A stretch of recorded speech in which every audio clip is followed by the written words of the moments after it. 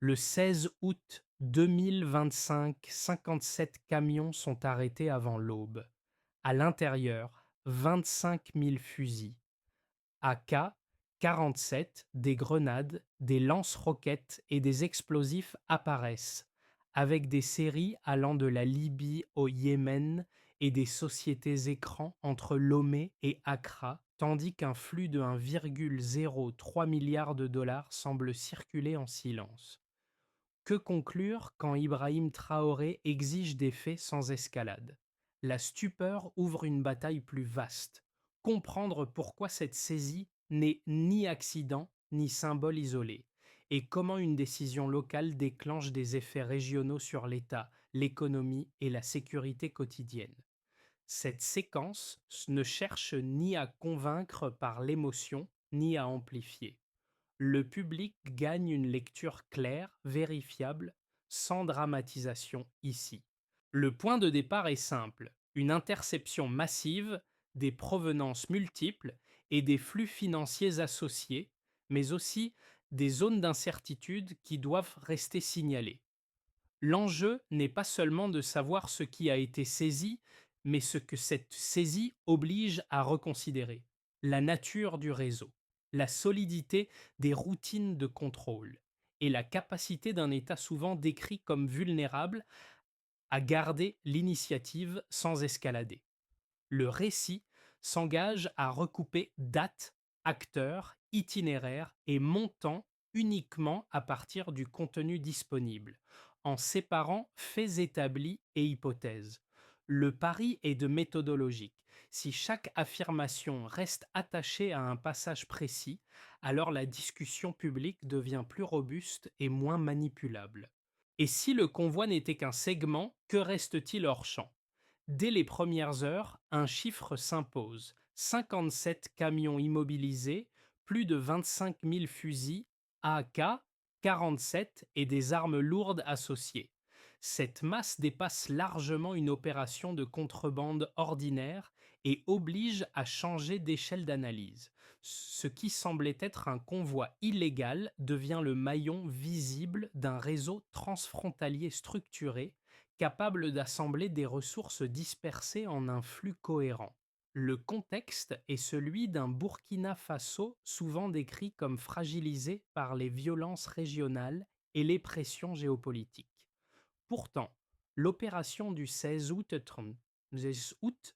montre une capacité d'anticipation rarement reconnue. Les itinéraires empruntés par les camions n'étaient qu'à ne pas improviser. Ils avaient été testés à plusieurs reprises, exploitant des failles connues des contrôles. Cette répétition suggère une connaissance fine du terrain et des routines sécuritaires. L'interception n'est donc pas un hasard, mais le résultat d'une vigilance cumulative et d'une décision prise avant la certitude parfaite.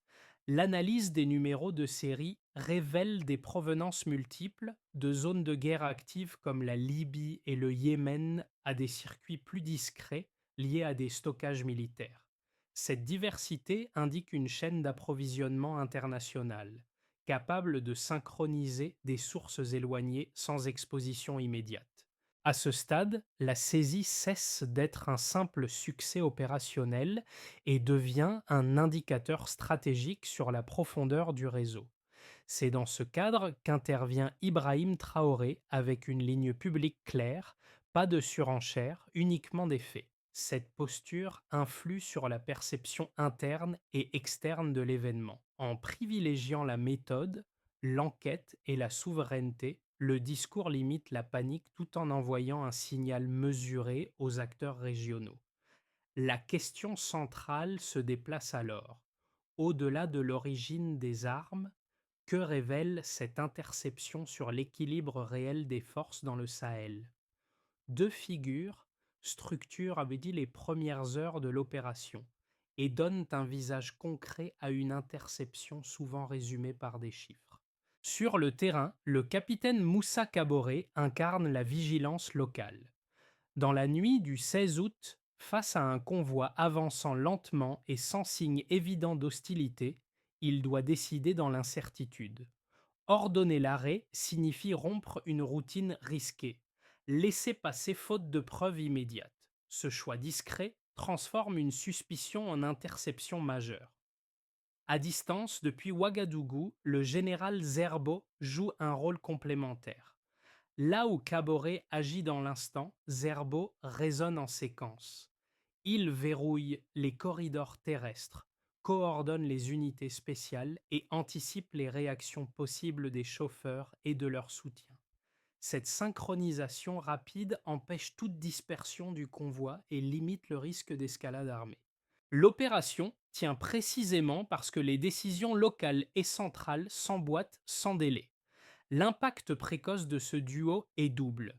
D'abord, il confirme que les institutions burkinabées fonctionnent en chaîne, du poste avancé au centre de commandement. Ensuite, il modifie la perception interne de la sécurité. L'interception n'apparaît plus comme un coup de chance, mais comme le produit d'une discipline opérationnelle et d'une confiance accordée à la prise de décision locale. Ce récit humain éclaire la suite. Une décision individuelle prise au bon moment peut infléchir une trajectoire nationale. Et c'est précisément là que tout prend son sens. Avant l'aube du 16 août, le Burkina Faso fonctionne encore dans une routine de vigilance sous tension. Les postes avancés surveillent des routes connues pour être utilisées comme couloirs discrets, avec des moyens limités et une pression constante. Les informations circulent par fragments, souvent insuffisants pour déclencher une action décisive. Puis vient l'activation. Des signaux convergent, un convoi inhabituel est repéré et la décision est prise de ne pas attendre une confirmation parfaite. En quelques minutes, le doute bascule vers l'action. Ce passage marque la première rupture. Accepter l'incertitude pour éviter un risque plus grand. Le convoi est stoppé sans mise en scène spectaculaire, mais avec une efficacité totale. Les véhicules sont encerclés, immobilisés et les premières inspections confirment que la cargaison dépasse tout ce qui avait été anticipé. À cet instant précis, l'événement quitte le registre de l'incident pour entrer dans celui de la crise nationale. Les chiffres commencent à circuler en interne, la nature des armes est identifiée et les alertes remontent vers Ouagadougou. Le rythme s'accélère mais reste maîtrisé. Chaque étape suit un protocole clair, sans improvisation visible. Le point culminant survient lorsque l'ampleur réelle de la cargaison est établie. Les fusils, les explosifs et les armes lourdes ne sont pas assemblés au hasard. Chaque camion répond à une logique précise, chaque itinéraire a un test préalable. Cette coordination suggère un réseau déjà rodé, capable d'absorber des pertes ponctuelles sans s'effondrer. La lecture change alors radicalement. L'opération n'était pas destinée à un acteur isolé, mais à nourrir une dynamique régionale de déstabilisation. Le Burkina Faso n'apparaît plus seulement comme un point de passage, mais comme un objectif stratégique dans une architecture plus large. C'est à ce moment qu'intervient Ibrahim Traoré, non pour amplifier la tension, mais pour la contenir. Il valide la poursuite méthodique de l'enquête, exige une analyse rigoureuse et fixe une ligne de communication sobre. Cette posture influence directement la suite des événements. Les forces de sécurité poursuivent les perquisitions, les services de renseignement commencent à reconstituer les flux financiers et les corridors terrestres sont temporairement verrouillés. Le pic de la crise est franchi sans affrontement ouvert, ce qui constitue en soi un choix stratégique. Viennent ensuite les répliques. Dans les jours qui suivent, l'interception agit comme un révélateur. Des entrepôts sont identifiés, des documents saisis et des sociétés écrans apparaissent dans plusieurs juridictions.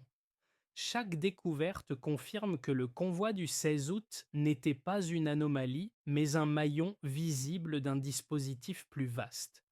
La pression se déplace alors du terrain vers le champ diplomatique et informationnel. Les partenaires régionaux s'interrogent, les observateurs recalibrent leurs analyses et le récit officiel reste volontairement mesuré, pour éviter toute escalade inutile. L'effet le plus durable ne réside pas dans l'arrêt du convoi, mais dans la rupture d'une certitude implicite, celle qu'un État fragilisé subirait sans pouvoir anticiper. De l'activation initiale à la gestion des conséquences, la séquence montre une capacité à absorber un choc majeur sans perdre le contrôle opérationnel ni narratif. L'événement devient ainsi une trajectoire et pose une question centrale pour la suite. Comment transformer cette maîtrise ponctuelle en avantage durable face à un réseau conçu pour s'adapter?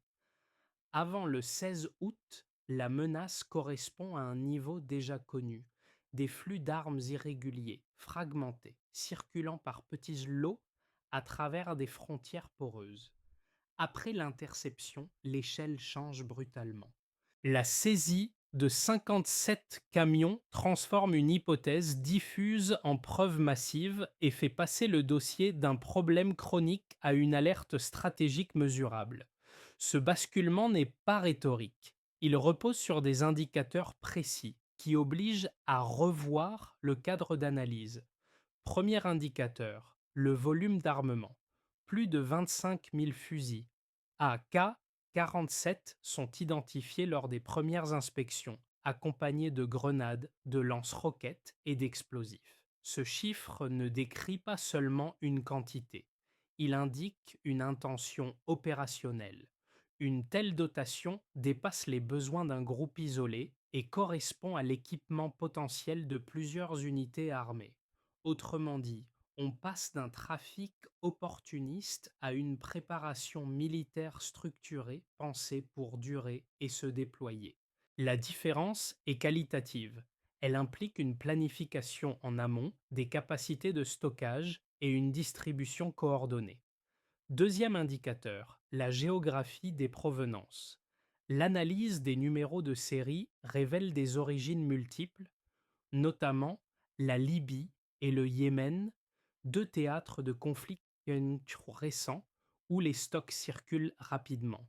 Cette dispersion géographique implique une capacité de coordination élevée. Les armes ne suivent pas une seule filière linéaire. Elles convergent depuis plusieurs zones vers un même point. Le réseau fonctionne donc comme un agrégateur logistique capable de synchroniser des sources éloignées sans exposition immédiate. Cette architecture réduit la dépendance à un fournisseur unique et augmente la résilience face aux pertes. Troisième indicateur, les flux financiers associés. Les enquêteurs identifient jusqu'à 1,03 milliard de dollars liés à des comptes et entités connectés au réseau, fragmentés en transactions successives pour éviter la détection. Ce montant ne correspond pas uniquement à l'achat d'armes. Il finance une architecture complète: transport, stockage, couverture juridique, sociétés écrans et logistique. Là où des opérations antérieures reposaient sur des financements limités et locaux, celles-ci mobilisent des ressources d'envergure internationale. Le delta est net, le financement devient un système, pas un simple moyen. Chaque chiffre appelle une mise en perspective. Le volume explique pourquoi l'État parle de souveraineté menacée plutôt que d'incidents frontaliers. La diversité des provenances éclaire la dimension géopolitique du dossier. L'ampleur financière justifie la mobilisation prolongée des services de renseignement et la prudence dans la communication publique. Pris ensemble, ces indicateurs dessinent un saut qualitatif dans la nature de la menace sans nécessité d'hypothèses supplémentaires. Ibrahim Traoré s'appuie précisément sur cette lecture chiffrée pour cadrer la réponse politique, en mettant en avant des preuves mesurables plutôt que des accusations générales. Le discours s'ancre dans une logique vérifiable. Cette stratégie réduit la marge de contestation immédiate tout en renforçant la crédibilité externe. Les nombres deviennent ainsi des outils de stabilisation narrative et non des leviers de dramatisation. La transition est claire. Avant, le risque était latent et fragmenté. Après, il est documenté, quantifié et inscrit dans une trajectoire régionale. Cette contrainte factuelle impose un changement de cadre. Elle oblige à penser en termes de réseau, de financement et d'équilibre de puissance plutôt qu'en incident isolé. La question qui s'impose désormais n'est pas seulement combien a été saisi, mais comment ces chiffres redéfinissent les décisions à venir. Une première thèse, défendue par les autorités burkinabées, voit dans l'interception du 16 août la preuve d'une ingérence extérieure coordonnée. Les volumes saisis, la diversité des provenances et la sophistication logistique indiqueraient une opération pensée pour déstabiliser durablement le Burkina Faso et, au-delà, l'espace sahélien. Selon cette lecture, le pays serait devenu un nœud stratégique dans une guerre indirecte où l'armement sert à déplacer des équilibres politiques sans confrontation directe. Les chiffres appuient l'argument. Un tel volume d'armes et de financement dépasse largement les capacités d'acteurs locaux isolés. Les itinéraires transfrontaliers, testés à plusieurs reprises, suggèrent une planification patiente et une connaissance fine des routines de contrôle régionales. Dans ce cadre, l'interception apparaît comme un épisode visible d'un affrontement plus vaste entre réseaux concurrents et États fragilisés. Une seconde thèse, portée par des analystes plus prudents, appelle à tempérer la portée géopolitique de l'événement. Elle reconnaît la réalité de la saisie, mais souligne que les preuves disponibles ne désignent pas clairement des commanditaires étatiques. Selon cette perspective, l'ampleur de l'opération pourrait être surinterprétée dans le discours public afin de consolider l'autorité interne et de renforcer la cohésion autour des institutions. Les sceptiques rappellent une règle classique de l'analyse stratégique. Toute crise majeure produit aussi des effets narratifs, et ces effets peuvent influencer la perception autant que les faits matériels. Ils invitent à distinguer entre menace avérée et usage politique de la menace. Ces deux thèses méritent d'être prises au sérieux. La première s'appuie sur des éléments concrets: armes, flux financiers, routes transfrontalières. La seconde rappelle que la gestion de l'information fait partie intégrante de toute réponse sécuritaire. Les opposer frontalement conduirait à une impasse analytique. La synthèse la plus robuste consiste à les combiner. Les, les données disponibles indiquent bien l'existence d'un réseau structuré capable de mobiliser des ressources importantes. En parallèle, la réponse politique intègre nécessairement une dimension de stabilisation interne et de contrôle du récit. La compréhension utile de la crise se situe dans cet entre-deux, où la menace est réelle, mais où sa mise en récit influence les rapports de pouvoir. La question devient alors moins binaire: comment ces deux dynamiques interagissent-elles pour façonner les décisions à venir? Cette phrase change la lecture de toute la séquence. Jusqu'ici, l'interception pouvait être comprise comme une réussite sécuritaire majeure mais circonscrite. Les éléments consolidés après les premiers jours d'enquête indiquent autre chose. Les 57 camions ne constituent qu'un segment d'un dispositif plus large pensé pour fonctionner par redondance. Autrement dit, le réseau semblait préparé à perdre une partie de ses cargaisons sans interrompre sa logique globale, ce qui révèle une capacité d'adaptation rarement associée à un trafic opportuniste. La clé réside dans un détail souvent négligé: les itinéraires empruntés correspondaient à des corridors déjà utilisés avec des variantes mineures. Cela signifie que le système testait ses propres limites, ajustant ses trajectoires en fonction des réactions locales. L'interception n'a donc pas mis fin au schéma, elle l'a exposé. À partir de là, l'enjeu n'est plus de célébrer un arrêt, mais de comprendre la structure qui l'a rendu possible.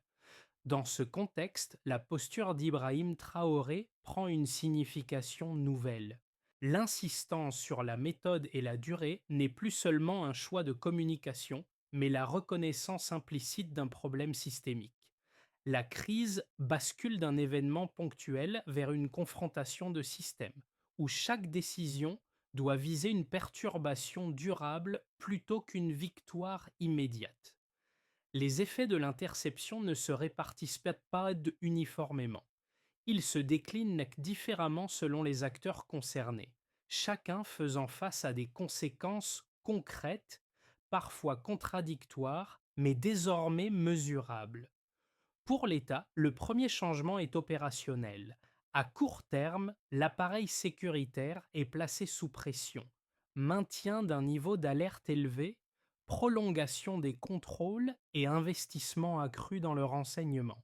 Ce choix a un coût budgétaire immédiat, mais il renforce la crédibilité institutionnelle. La gestion factuelle de la crise, soutenue par Ibrahim Traoré, stabilise le discours public et limite les fractures internes. À moyen terme, l'interception devient un levier diplomatique. Elle sert d'argument pour exiger une coopération régionale plus étroite, tout en exposant davantage chaque décision à l'examen international. Le gain en influence s'accompagne donc d'une exigence accrue de cohérence. Pour les entreprises, l'impact est ambivalent. Le choc initial provoque une prudence compréhensible. Certains investisseurs suspendent leur projet, redoutant une instabilité prolongée. Les coûts logistiques augmentent sous l'effet des contrôles renforcés et des délais supplémentaires. En parallèle, une autre lecture émerge. La démonstration d'une capacité de coordination sécuritaire rassure une partie du secteur privé local, notamment dans l'agriculture et les activités extractives. À moyen terme, un environnement perçu comme plus maîtrisé peut attirer des capitaux recherchant des marchés résilients plutôt que parfaitement stables. Le risque est réévalué, pas nécessairement amplifié. Pour les citoyens, l'effet est d'abord psychologique. Les images des camions saisis rendent la menace tangible, proche, presque quotidienne. Cette prise de conscience suscite une inquiétude initiale, suivie d'un certain soulagement lié à la capacité d'action de l'État. La vigilance devient un réflexe civique, signalement accru, soutien aux forces de sécurité, discussion plus fréquente autour de la souveraineté. Toutefois, cette mobilisation comporte un revers. Si l'état d'alerte se prolonge sans résultat visible à long terme, une fatigue sociale peut s'installer. L'enjeu est donc de maintenir l'adhésion sans banaliser l'exception. À l'échelle régionale, enfin, l'interception agit comme un signal d'alarme. Les États voisins prennent conscience que les réseaux d'armement ignorent les frontières politiques. Des échanges de renseignements s'intensifient, certains mécanismes de coordination sont réactivés. En miroir, les acteurs hostiles adaptent leur stratégie, déplacent leurs routes et testent de nouveaux points d'appui. La région entre dans une phase d'ajustement mutuel où chaque avancée sécuritaire entraîne une réponse. Pris ensemble, ces effets montrent que l'événement dépasse largement le cadre d'une saisie. Il redéfinit des comportements étatiques, des calculs économiques et des équilibres régionaux. La question qui s'impose n'est plus seulement celle de la menace, mais celle de la capacité collective à absorber ces répliques sans perdre de cohésion. À partir des éléments établis, trois trajectoires plausibles se dessinent pour les 6 à 12 prochains mois. Elles ne prétendent pas prédire l'avenir. Elles servent à structurer la réflexion et à tester la robustesse des choix actuels. Dans une première trajectoire, la plus probable, la stabilisation se ferait sous haute vigilance. Le Burkina Faso maintiendrait un niveau d'alerte élevé sans basculer dans une escalade. Les contrôles frontaliers resteraient renforcés.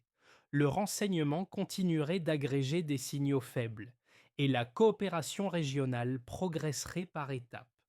Les réseaux adverses s'adapteraient, déplaceraient leurs routes et fragmenteraient leurs flux, mais perdraient en fluidité. La sécurité s'améliorerait lentement au prix de coûts opérationnels durables. L'enjeu central deviendrait l'endurance. tenir dans le temps sans épuiser les ressources institutionnelles ni la patience sociale. La cohérence des décisions compterait ici davantage que leur visibilité. Dans une deuxième trajectoire plus favorable, l'interception agirait comme un catalyseur en ouvrant la voie à un renforcement stratégique. Les États voisins intensifieraient les échanges d'informations, des accords opérationnels seraient consolidés et les corridors logistiques illicites se fragmenteraient plus vite que la capacité d'adaptation des réseaux. La crédibilité acquise faciliterait des partenariats sécuritaires ciblés et rassurerait certains acteurs économiques.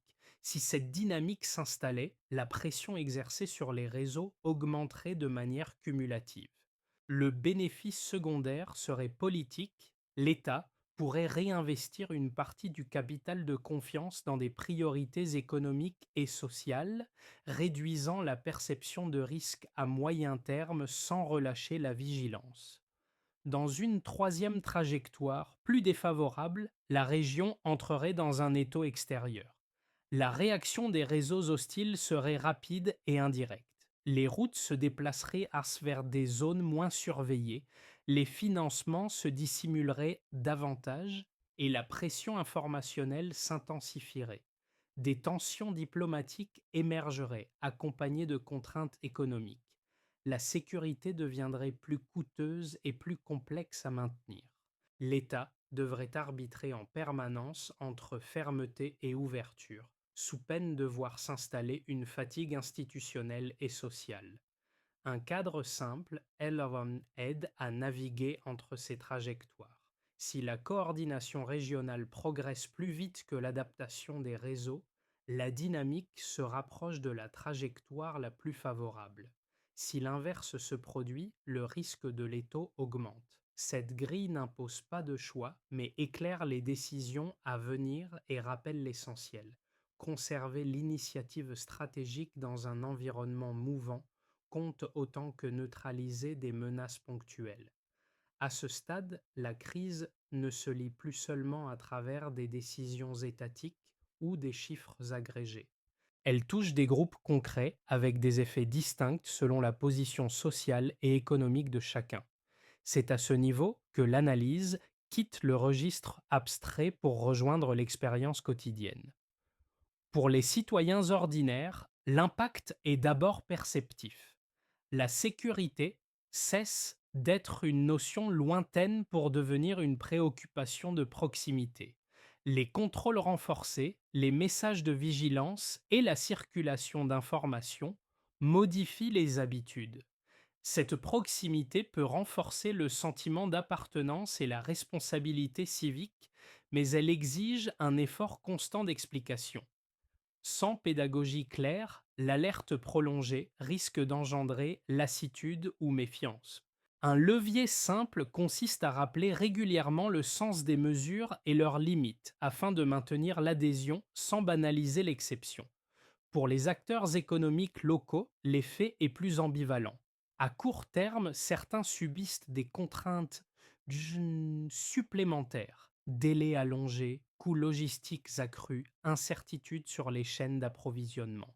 D'autres y voient une opportunité relative. Un environnement mieux surveillé peut réduire certains risques informels et améliorer la prévisibilité. Une adaptation pragmatique consiste alors à privilégier des partenariats locaux et des circuits plus courts, moins exposés aux perturbations transfrontalières, tout en intégrant la sécurité comme paramètre de gestion. Pour les jeunes et les communautés engagées, la crise devient un vecteur de mobilisation. Les débats sur la souveraineté, la sécurité et le rôle de l'État prennent une place accrue dans les écoles, les associations et les espaces civiques. Cette dynamique peut nourrir un engagement durable si elle est accompagnée. Des initiatives modestes, comme des programmes d'éducation civique ciblés, peuvent transformer l'inquiétude en participation constructive. Ces trois angles rappellent une réalité centrale. La gestion de la crise ne repose pas uniquement sur des décisions au sommet. Elle dépend aussi de la capacité à relier l'événement aux expériences vécues.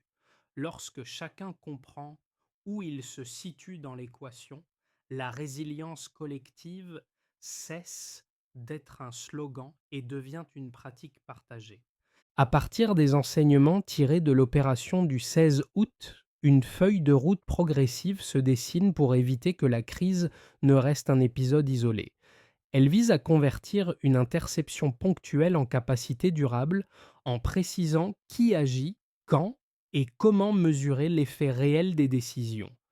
La première étape consiste à sécuriser les corridors sensibles. Des forces mixtes militaires et douanières concentrent leurs efforts sur les routes identifiées en combinant présence humaine et outils techniques. L'objectif n'est pas de tout contrôler, mais de réduire les angles morts. Le critère d'évaluation n'est pas le nombre d'interceptions, mais la détection plus précoce des flux anormaux, signe que le système gagne en anticipation. La deuxième étape vise à unifier le renseignement.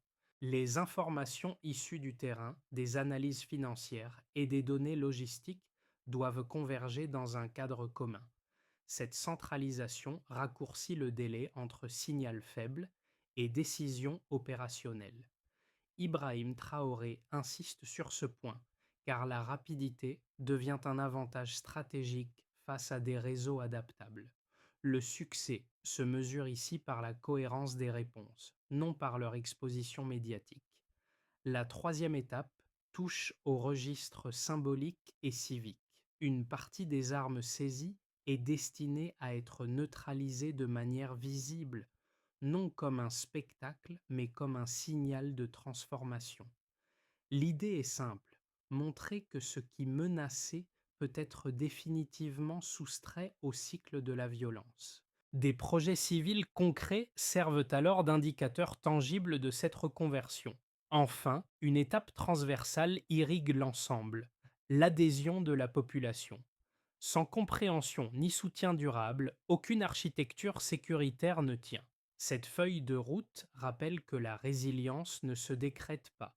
Elle se construit pas à pas par des choix mesurables, assumés dans la durée.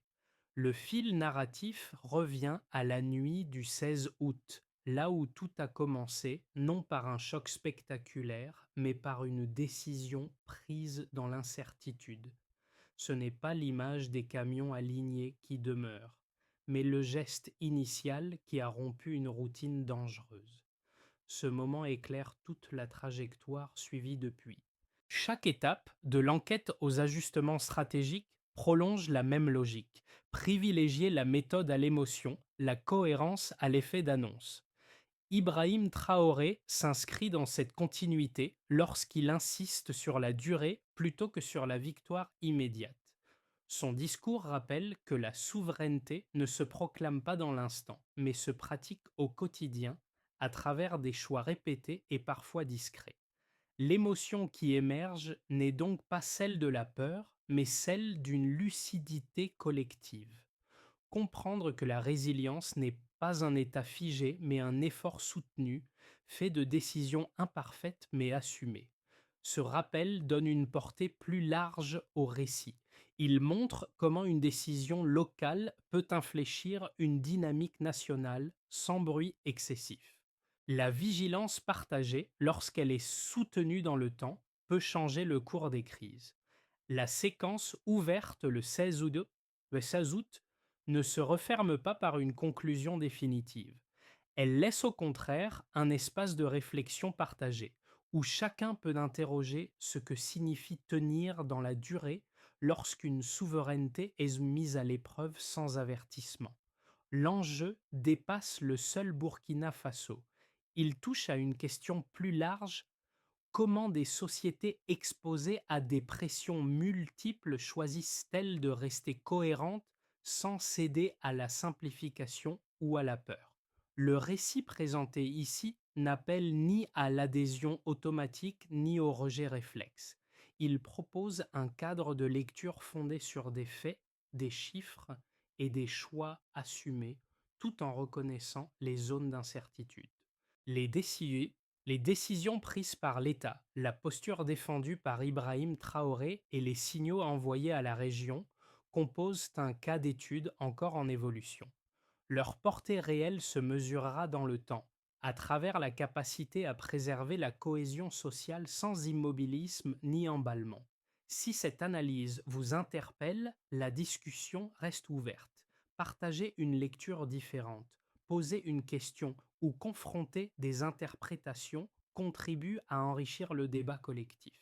La stabilité et la vigilance ne sont pas des notions figées. Elles se construisent aussi par l'échange éclairé, l'attention critique et la responsabilité partagée face aux choix de demain.